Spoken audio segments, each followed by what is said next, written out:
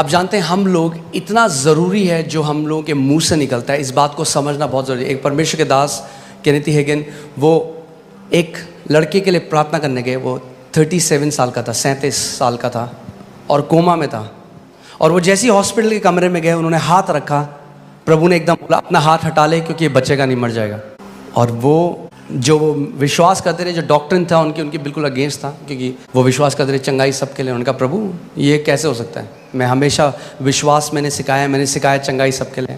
और प्रभु ने उनको बताया कि इस लड़के ने बचपन से बार बार एक गलत अंगीकार किया और आत्मिक जहां में एक नियम है। तरह अगर मैं आपको समझाऊं सरल भाषा में, तो आत्मिक जहां में एक, समझ लीजिए एक बड़ा सा व्हील है, एक पहिया है।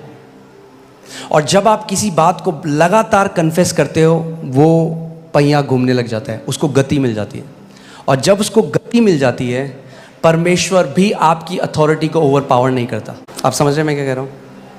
और प्रभु ने कहा अगर ये जिंदा होता, अगर एक कोमा के बाहर होता तो ये ठीक हो जाता। और फिर उन्होंने उसके भाई से कंफर्म किया, उसने कहा बिल्कुल सही बात है। जब ये छोटा था तब से ही कहता था मैं 40 साल तक जिंदा नहीं रहूँगा। पता नहीं क्यों कहता था, कहता हम भी बोलते रहे कि आप, हर बार बोलता रहता था। कैंप में गए हम, वहाँ पे भी कहता रहा मैं 40 साल नहीं देखूंगा अपने जीवन में। 37 में ही डाइड।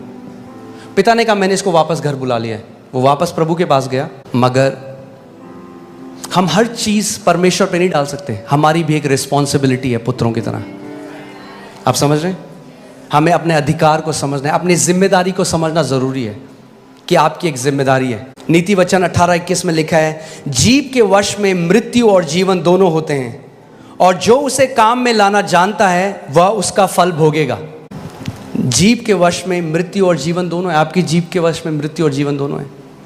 और आप चाहे तो उपवास कर लें, चर्च आ जाएं, मगर अगर आप लगातार मृत्यु बोल रहे हैं तो उस समय आ रहा है जब आप वो फल खाएंगे। अगर आप जीवन बोल रहे हैं तो वो फल समय आ रहा है जब आप उसको खाएंगे। एक डिले है स्पिरिचुअल रेल्म में और यहाँ पे होने में चीज़ें।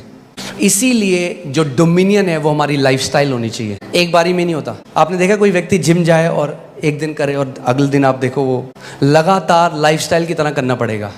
वैसे ही अधिकार भी है, आपको लगातार जीवन शैली बनानी पड़ेगी शासन अधिकार की। क्योंकि कई लोग इतना गलत बोलते आए हैं अपने मुंह से बार बार।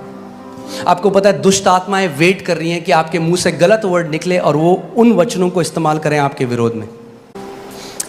आत्मिक जहां में जो लड़ाई होती है वो वर्ड्स से होती है। पता है आपको? ये जो जादू टोना करने वाले, तांत्रिक मंत्र तंत्र करने वाले क्या करते हैं, क्या बोल रहे हैं? वर्ड्स बोल रहे हैं, कर्स कर रहे हैं, श्राप दे रहे हैं। और उन शब्दों को दुष्ट आत्माएं लेती हैं और जाती हैं काम असाइनमेंट में।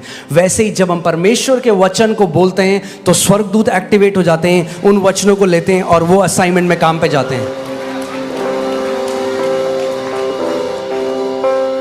मगर अगर आपका मुंह बंद है, यद्यपि जय आपका इनहेरिटेंस है, आपकी मिरास है, आप जय में नहीं जी सकते। और मैं आपको एक बात बताता हूं, ध्यान से सुनिएगा। अगर आप जय में जीना चाहते हैं, ब्लेम करना छोड़ दीजिए। सबसे पहली चीज, मेरा जीवन ऐसा है क्योंकि मेरे पापा ने मेरे को ये नहीं किया, क्योंकि मेरी बहन ने मुझे प्यार नहीं मिला। अरे अब तो मिल गया यीशु मसीह में प्यार, खत्म करो उस गाने को।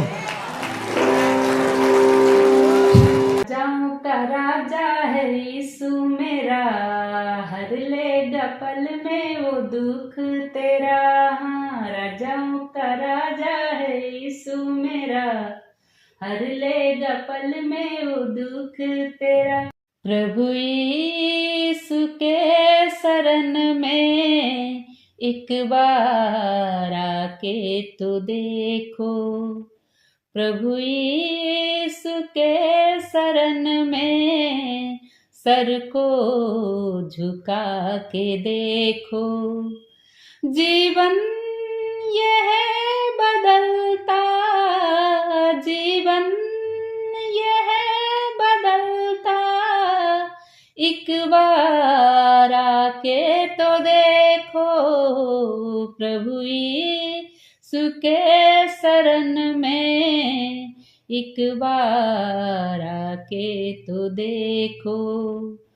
प्रभु यीशु के शरण में सर को झुका के देखो।